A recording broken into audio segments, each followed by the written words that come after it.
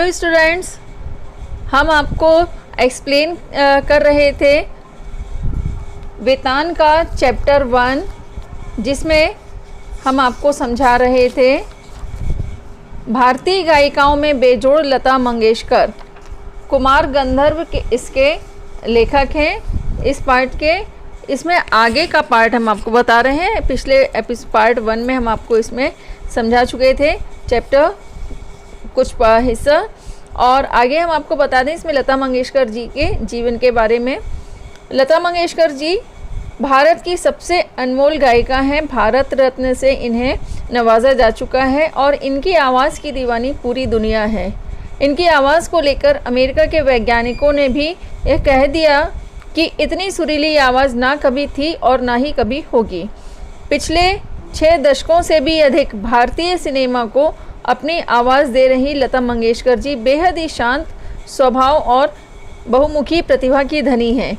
भारत के क्रिकेट के भगवान कहे जाने वाले सचिन तेंदुलकर भी उन्हें अपनी मां मानते हैं और आज पूरी दुनिया, संगीत की दुनिया उनके आगे नतमस्तक है। लता मंगेशकर जी का जन्म 28 सितंबर सन 1929 को इंदौर के मराठी परिवार में पंडित दीनानाथ मंगेशकर जी के घर पर हुआ था। इनके पिताजी रंगमंच के कलाकार और गायक भी थे, इसलिए संगीत इन्हें विरासत में ही मिली। लता मंगेशकर जी का पहला नाम हेमा था, मगर जन्म के 5 साल के बाद माता पिता ने इनका नाम लता रख दिया। लता जी अपने सभी भाई बहनों में बड़ी हैं। मीना, आशा, उषा और हृदयनाथ इनसे छोटे हैं। इनके जन्म के कुछ दिनों के बाद ही परिवार महाराष्ट्र चला गया था। लता जी ने केवल 5 साल की उम्र में ही अपने पिताजी के मराठी संगीत नाट्य में कार्य किया था। 1942 में इनके पिताजी की मृत्यु हो गई और इस दौरान वे केवल 13 वर्ष की थी। नवयुग चित्रपट फिल्म कंपनी के मालिक और इनके पिताजी के दोस्त मास्टर विनायक दामोदर कर्नाटकी ने इनके परिवार को संभाला और लता मंगेशकर जी को एक सिंगर और अभिनेत्री बनाने में मदद की। लता मंगेशकर जी ने अपने संगीत सफ़र की शुरुआत मराठी फिल्मों से की थी। इन्होंने मराठी फिल्म किटी हासल 1942 के लिए एक गाना नाचू या गड़े खेलूं सारी, ये वाला गाना गाया, और लेकिन फिल्म को जब पूरी तरह से एडिट किया है तो आखिरी समय में इस गाने को फिल्म से ही निकाल दिया गया। इसके पश्चात विनायक जी ने नवयुग चित्रपट की मराठी फिल्म पहली मंगला गौर 1942 यानी 1942 में कार्य किया और फिल्म के गाना नातली चैत्राची नावलाई गाया। लता मंगेशकर जी ने हिंदी भाषा में पहला गाना माता एक सपूत की दुनिया बदल दे तू मराठी फिल्म गाजा भाऊ 1943 के लिए गाया। इसके बाद लता मंगेशकर जी मुंबई चली गई। यहाँ उन्होंने हिंदुस्तान क्लासिकल म्यूज़िक के उस्ताद अमानत अली खान से क्लासिकल संगीत सीखना शुरू कर दिया। लता मंगेशकर जी ने अपने संगीत करियर की शुरुआत मराठी फिल्मों से ही की। इसके पश्चात इन्होंने विनायक की हिंदी फिल्मों में छोटे रोल के साथ साथ हिंदी गाने तथा भजन गाए। इसी दौरान इनकी मुलाकात वसंत देसाई जी से हुई। 1947 में भारत बंटवारे के बाद उस्ताद अमानत अली खान जी पाकिस्तान चले गए। लता जी ने उस्ताद बड़े गुलाम अली खान, पंडित तुलसीदास शर्मा तथा अमानत खान देवसल्ले से संगीत सीखा। 1948 में विनायक की मृत्यु के पश्चात गुलाम हैदर लता जी के संगीत मेंटर बने। हैदर ने लता जी की मुलाकात शशिधर मुखर्जी से कराई, जो शहीद फिल्म बना रहे थे। उन्होंने लता जी की ज़्यादा पतली आवाज़ होने के कारण उन्हें अपने फिल्म में गाने का मौका नहीं दिया। हैदर जी ने लता जी को मजबूर 1948 फिल्म में पहला ब्रेक दिया। लता जी पहले नूरजहां की स्टाइल में गाने गाती थी, मगर बाद में उन्होंने स्वयं की आवाज़ बना ली। उस समय के ज़्यादा हिंदी सिनेमा के संगीतकार हिंदी के अलावा उर्दू शब्दों का प्रयोग ज़्यादा करते थे। दिलीप कुमार जी ने भी लता जी को हिंदी उर्दू गाने में मराठी टोन प्रयोग करते सुना था, जिसके बाद लता जी ने उर्दू शिक्षक से उर्दू भाषा की शिक्षा भी प्राप्त की। सन 1949 में आई फिल्म महल में मधुबाला जी के लिए गाया हुआ एक गाना काफ़ी लोकप्रिय हुआ। वह गाना था आएगा आने वाला। सन 1950 में लता जी ने कई संगीतकारों के साथ गाने गाए, जिसमें अनिल विश्वास, शंकर जयकिशन, नौशाद अली, एस.डी. बर्मन, मदन मोहन सहित कई दिग्गज संगीतकारों के साथ इन्होंने काम किया। सन 1955 में लता जी ने तमिल फिल्मों के लिए भी गाने गाए। लता जी ने नौशाद के लिए रागों पर आधारित कई गाने गाए। राग जो शास्त्रीय संगीत पर आधारित होते हैं उन्हें राग बोला जाता है, तो इन पर आधारित कई गाने गाए, जिसमें बैजू बावरा 1952, मुगले आजम 1960 में, कोहिनूर 1960 में मशहूर फिल्में हैं।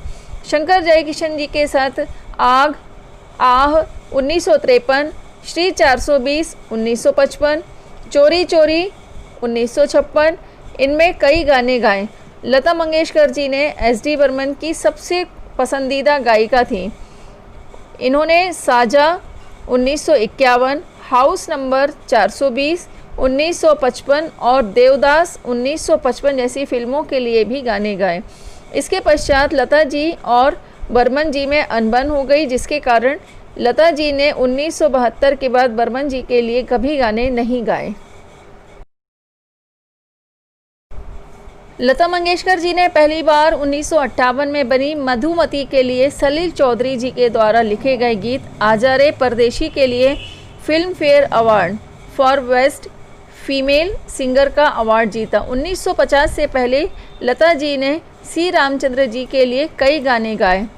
सन 1960 में लता मंगेशकर जी ने कई लोकप्रिय फिल्मों के लिए भी गाने गाए, जो काफ़ी हिट हुए और आज भी गाए जाते हैं, जिसमें मुगले आजम 1960 के लिए, प्यार किया तो डरना क्या, दिल अपना और प्रीत पराई 1960 के लिए, अजीब दास्तां है ये, एस.डी. बर्मन के लिए भूत बंगला 1965, पति पत्नी 1966, बहारों के सपने 1967 तथा अभिलाषा 1969 जैसी फिल्मों के लिए मधुर गीत गाए। इसी दौरान उन्होंने आज फिर जीने की तमन्ना है, गाता रहे मेरा दिल, किशोर कुमार जी के साथ, पिता तो और होठों पर ऐसी बात जो छुपाती चली आई जैसे लोकप्रिय गाने गाए। सन 1961 में लता जी ने लोकप्रिय भजन अल्लाह तेरो नाम और प्रभु तेरो नाम जैसे भजन गाए। वहीं 1963 में पंडित जवाहरलाल नेहरू जी की उपस्थिति में देश का सबसे जीवंत गीत, जो आज भी सभी के ओठों पर सजा रहता है और हर स्वतंत्रता दिवस और रिपब्लिक डे में इस गाने के बिना वह दिन अधूरा माना जाता है, और वो गीत था ऐ मेरे वतन के लोगों गाया। इस गाने के बाद नेहरू जी की आंखों से आंसू बह निकले, जो कि आज भी जब भी कोई भी ये गीत सुनता है तो कोई भी व्यक्ति ऐसा नहीं है जिसकी आंखों से आंसू ना आए। इस गीत में इतनी स्थिरता, इतनी खूबसूरती से और इतने अच्छे से भावनाओं को व्यक्त किया गया है कि हर व्यक्ति की आंख में आज भी आंसू आ जाते हैं। लता जी ने 1960 से लेकर 1980 के दौरान कई संगीतकारों के साथ काम किया और कई हिट गाने गाए, जिसमें मदन मोहन, लक्ष्मीकांत प्यारेलाल, सलील चौधरी तथा हेमंत कुमार जी के साथ कई बंगाली व मराठी गाने भी गाए। लता जी ने 1960 के बाद से कई गायकों के साथ गाने गाए, जिसमें मुकेश, मोहम्मद रफ़ी, मन्ना डे, महेंद्र कपूर और किशोर कुमार जी शामिल हैं।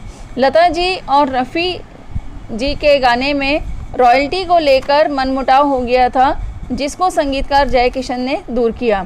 1972 में लता जी ने मधुबाला के लिए पाकीज़ा में चलते चलते और इन्हीं लोगों ने और प्रेम पुजारी के लिए रंगीला रे, शर्मीली के लिए खिलते हैं गुल यहाँ, अभिमान के लिए पिया बिना, परिचय के लिए बीती ना बिताई, नीलू के लिए कादली चैन कादली, कोरा कागज के लिए रूठे रूठे पिया, सत्यम शिवम सुंदरम के लिए टाइटल सॉन्ग सत्यम शिवम सुंदरम, रुदाली के लिए दिल हुम हुम करे तथा फिल्म दस्तक, हीर रांझा, दिल की राहें, हिंदुस्तान की कसम, हंसते जख्म, मौसम, लैला मजनू, अमर प्रेम, कारवा, कटी पतंग, आंधी सहित कई फिल्मों के लिए लोकप्रिय गाने गाए और कई तरह के इन्होंने अवार्ड भी जीते। सन 1980 में लता जी ने सिलसिला, फैसला, विजय, चांदनी, राम लखन और मैंने प्यार किया जैसी हिट फिल्मों के लिए अपनी आवाज़ दी। सन 1990 में इन्होंने आनंद मिलिंद, नदीम श्रवण, जतिन ललित, दिलीप समीर सेन, उत्तम सिंह, अनु मलिक, आदेश श्रीवास्तव तथा AR रहमान जैसे संगीतकारों के साथ भी काम किया और जगजीत सिंह, SP बालासुब्रमण्यम, उदित नारायण, हरिहरन, कुमार शानू, सुरेश वाडेकर, मोहम्मद अजीज़, अभिजीत भट्टाचार्य, रूप कुमार राठौड़, विनोद राठौड़, गुरदास मान तथा सोनू निगम के साथ कई गाने गाए।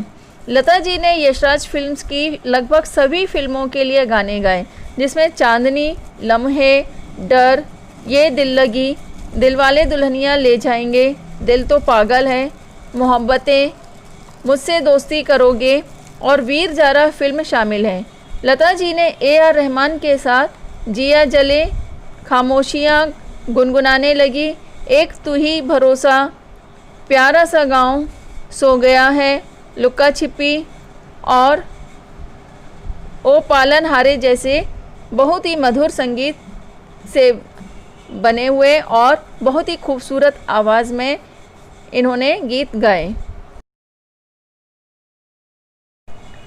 लता मंगेशकर जी भारतीय संगीत में सबसे ऊपर मानी जाती हैं और भारतीय संगीत में इनका महत्वपूर्ण योगदान देने के लिए सन 1969 में पद्म भूषण, 1999 में पद्म विभूषण, 1989 में दादा साहेब फाल्के अवार्ड, 1999 में महाराष्ट्र भूषण अवार्ड, 2001 में भारत रत्न, 3 राष्ट्रीय फिल्म अवार्ड, 12 बंगाल फिल्म पत्रकार संगठन अवार्ड तथा 1993 में film fair life time achievement पुरस्कार सहित कई अवार्ड जीत चुकी हैं। लता जी ने 1948 से 1989 तक 30,000 से ज़्यादा गाने गाए हैं, जो कि एक रिकॉर्ड है और ऐसी महान हस्ती को हम सभी लोग बहुत सम्मान से देखते हैं और इन्हें कभी भुला नहीं सकने वाली इन्होंने जो आवाज़ दी है सदाबहार गीतों के माध्यम से, हम सभी भारतवासियों को इन पर सदैव गर्व महसूस होता रहेगा और हमेशा इनकी लंबी आयु, दीर्घायु के लिए हम सभी ईश्वर के समक्ष नतमस्तक रहेंगे।